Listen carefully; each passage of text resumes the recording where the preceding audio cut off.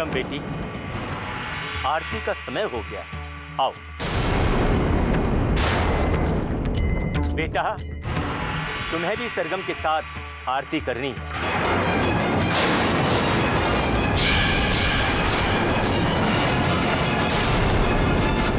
जल्दी आओ सरगम। जाओ सरगम, पंडित जी आरती के लिए बुला रहे हैं।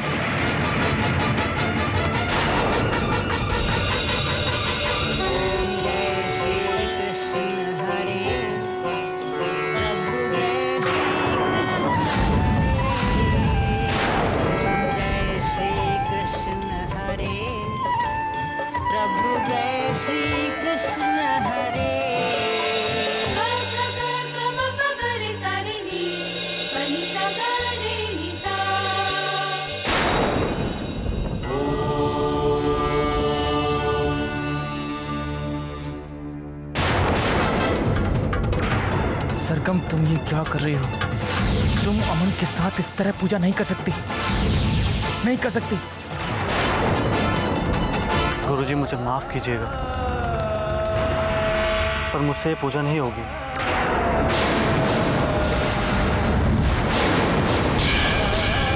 सच बात तो ये है कि ये पूजा मेरे लिए नहीं है, इसलिए मैं ये पूजा नहीं कर सकता। सरगम का होने वाला पति तो वेदांत है।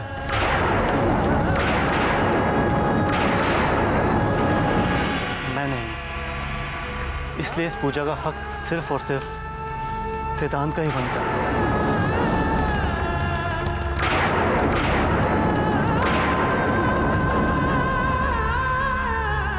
सरगम ने भी अपना हमसफर वेदांत को ही चुना है, इसलिए यही ठीक रहेगा कि आप वेदांत से ही ये पूजा कराइए।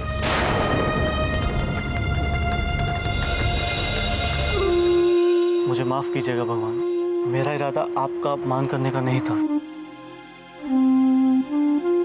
पर मैं ये बिल्कुल भी नहीं चाहता कि मेरे किसी भी काम से सरगम को कोई भी प्रॉब्लम है, जबकि मुझे अच्छी तरह पता है कि सरगम मुझे नहीं, किसी और को।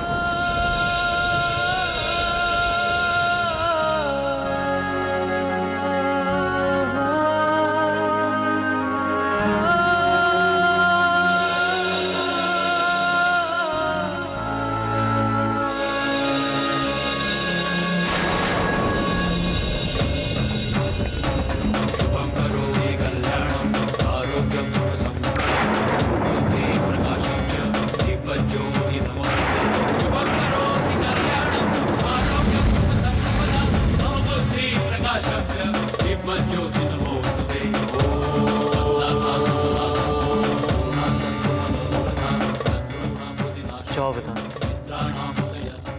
सरगम पूजा के लिए तुम्हारा इंतजार कर रही है।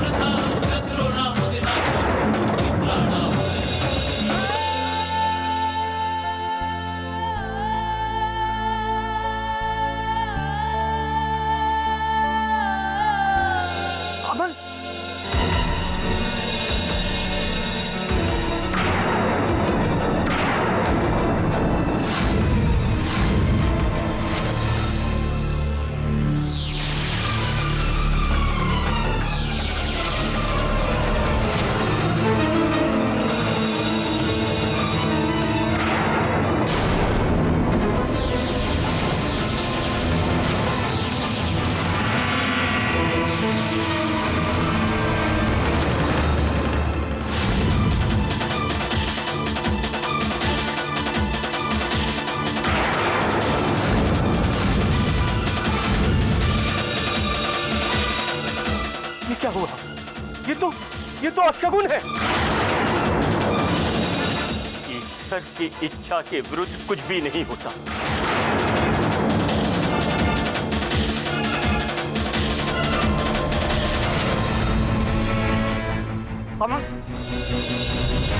अमन बेटा, अमन बेटा रुको तो। अमन कहाँ जा रहे हो? गाड़ी में बैठो।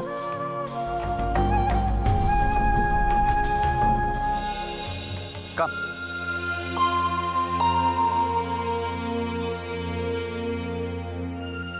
चलो ड्राइवर।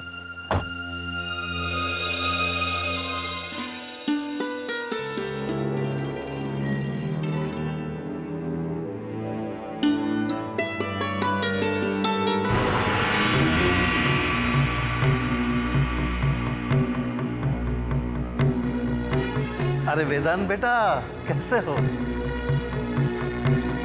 क्या बात है, कुछ परेशान उदास से लग रहे हो? क्यों बेटा, कुछ हुआ है क्या? ये बात तो आप अविनाश से पूछिए।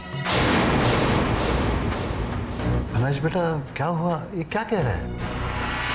जी वो मैं बोलो अविनाश, जवाब तो ये सब क्या हो रहा है? ये जानते हुए भी कि इस शादी में ऐसा बहुत कुछ हो रहा है जो नहीं होना चाहिए। एक भाई होने के नाते, सरगम का भाई होने के नाते तो बिल्कुल भी नहीं, मगर यहां तो सब कुछ उल्टा सीधा हो रहा है। अविनाश अमन और सरगम को मिलने के बार बार मौके देता है। मुझे ये तो समझ में आता है कि अविनाश जो कुछ भी कर रहा है वो सरगम की खुशी के लिए, उसके सुकून के लिए कर रहा है, मगर मेरी खुशी, मेरे सुकून का क्या अविनाश को उसकी बिल्कुल परवाह नहीं है? लेकिन बेटा, अभी क्या हुआ? आज अविनाश, मैं और सरगम मंदिर गए थे।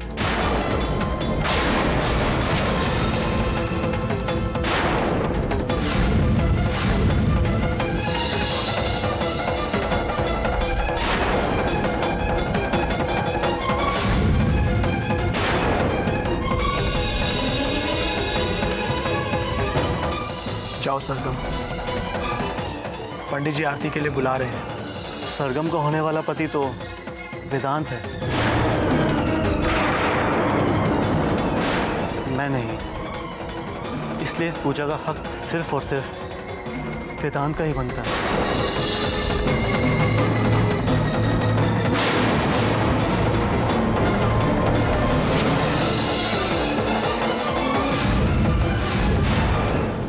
मेरी आपसे और अविनाश से हाथ जोड़कर विनती है कि इस तरह मेरा मजाक मत बनाइए। अगर आप सबको पता था कि मंदिर में क्या होने वाला है, तो इस तरह झूठ बोलकर मुझे वहां बुलाने की जरूरत क्या थी? अविनाश, मैंने तुम्हें मना किया था कि जब तक ये शादी नहीं हो जाती, सरगम का इस घर से बाहर निकलना एकदम बंद। लेकिन ये सब क्या हो रहा है? बस पापा, मैं आपको चुप रहो तुम। आज से विदाई तक सरगम अपने कमरे से इस घर के बाहर एक कदम भी नहीं रखेगी। शादी से जुड़ी हुई रस्मों को छोड़ दें तो आज के बाद सरगम का इस घर से बाहर जाना बंद।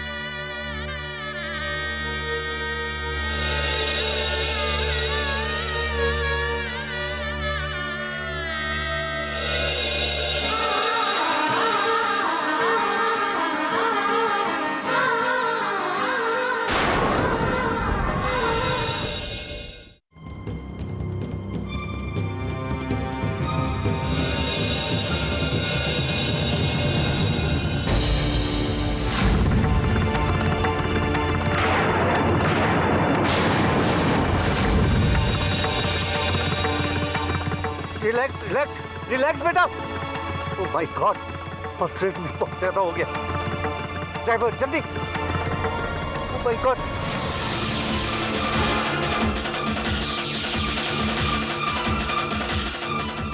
Hello, doctor Vishal here.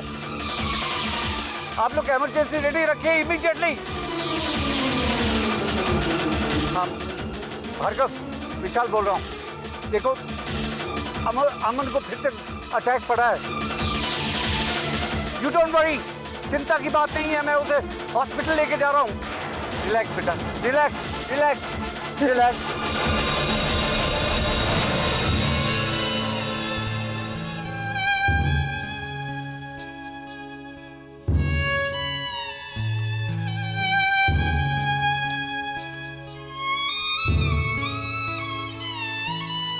सरगम,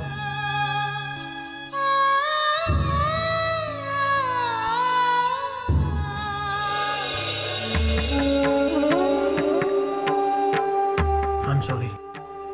किस बात के लिए सॉरी? किस बात के लिए सॉरी? तुझे इस घर में बने जेल में रहने के लिए सॉरी। आज पापा ने मेरी वजह से तुझे घर में इस तरह बंद। भैया, ये आपकी गलती नहीं है। आपने तो मुझे प्यार दिया है, सम्मान दिया है, और एक आप ही तो हो जिसको भरोसा है कि मैं जो कर रही हूँ वो ठीक है। पता नहीं मुझे ऐसा क्यों लगता है कि जो कुछ भी तू कर रही है, ये जो कुछ भी हो रहा है बिल्कुल ठीक ही हो रहा है। लेकिन भैया, मुझे लगता है कि आज हमें मंदिर नहीं जाना चाहिए था। आज मंदिर में जो कुछ भी हुआ वो नहीं होना चाहिए था।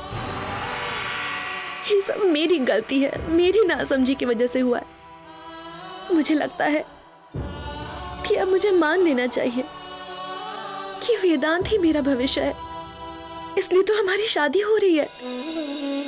और ऐसे में किसी और के बारे में सोचना ठीक नहीं है भैया। तू घबरा मत, सब कुछ ठीक हो जाएगा।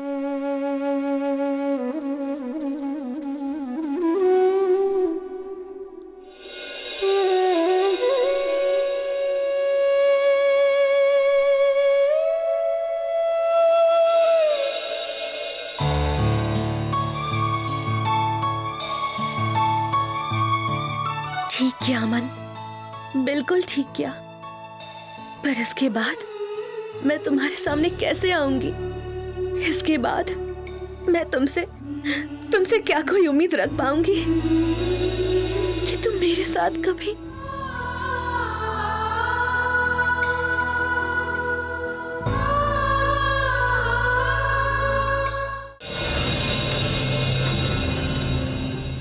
सुनिए,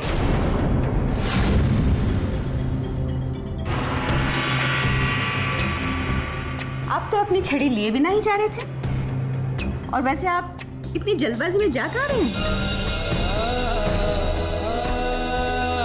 आपकी आंखों में आंसू? क्या बात है, आप जरूर मुझसे कुछ छुपा रहे हैं ना? मेरा अमन ठीक तो है, उसे कुछ हुआ तो नहीं? आप मुझसे कुछ छुपा रहे हैं ना? सच बताइए, आपको मेरी कसम। डॉक्टर विशाल का फोन आया, अमन को फिर से अटैक पड़ा है, वो आईसीयू में है। लेकिन तुम चिंता मत करो, मैं जाकर देखता हूं अभी। मैं आपके साथ चलती हूँ। अमन हॉस्पिटल में है, चलिए हम सब चलेंगे। अब सोच क्या रहे हैं, चलिए। चल चल।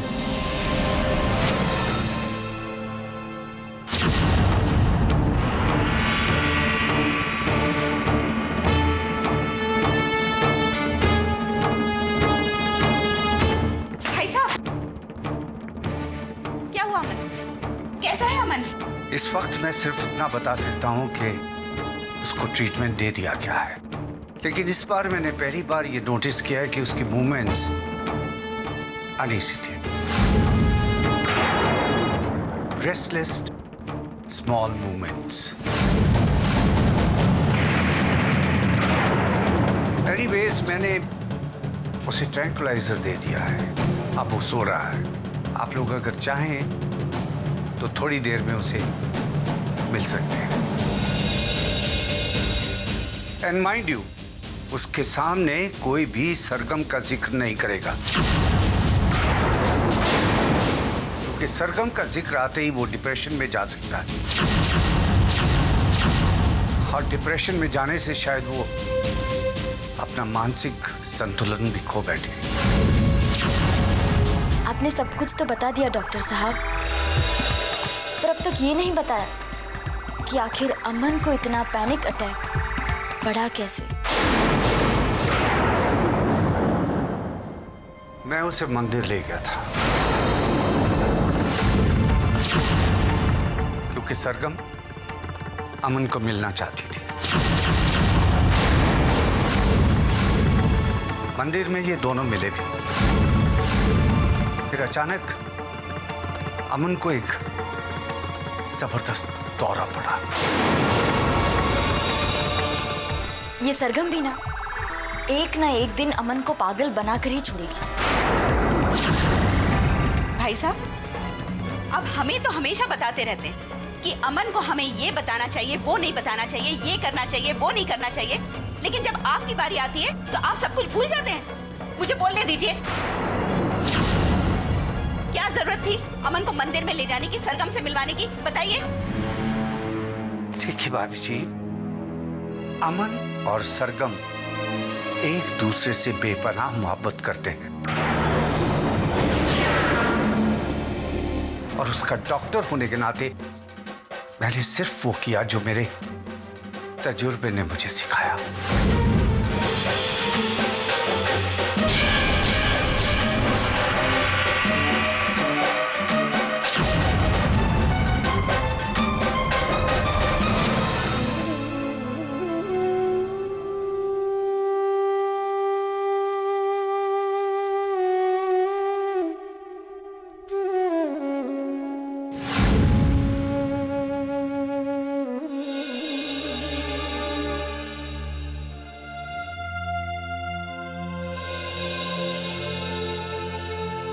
विशाल, बाहर जो कुछ भी हुआ, दुर्गा ने जो कुछ भी तुमसे कहा, मैं उसके लिए तुमसे माफी मांगता हूं।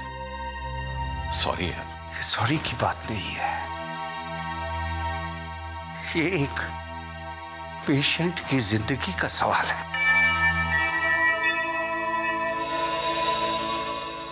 भार्गव, अमन बहुत मुसीबतें झेल रहा है। अब हम और उस पर प्रेशर नहीं डाल सकते। देखो भार्गव, भूल जाओ कि वो तुम्हारा पोता है और खत्म कर दो इस लुका छिपी के खेल को। भार्गव, पहले मैं डॉक्टर हूं और उसके बाद तुम्हारा दोस्त, और एक डॉक्टर होने के नाते मैं तुम्हें ये कहता हूं कि ये खेल खत्म कर दो। एक डॉक्टर होने के नाते मेरी कुछ जिम्मेदारियां हैं। जिम्मेदारियां मुझे सिखाती हैं कि अपने पेशेंट, अपने मरीज की जिंदगी में बचाऊं, ना कि उनकी जिंदगी के साथ खिलवाड़ करूं। मेरा सबीर हरगिज़ मुझे इजाजत नहीं देता कि मैं अपने दोस्त की जरूरत पर अमन की जिंदगी की बलि चढ़ा दूं।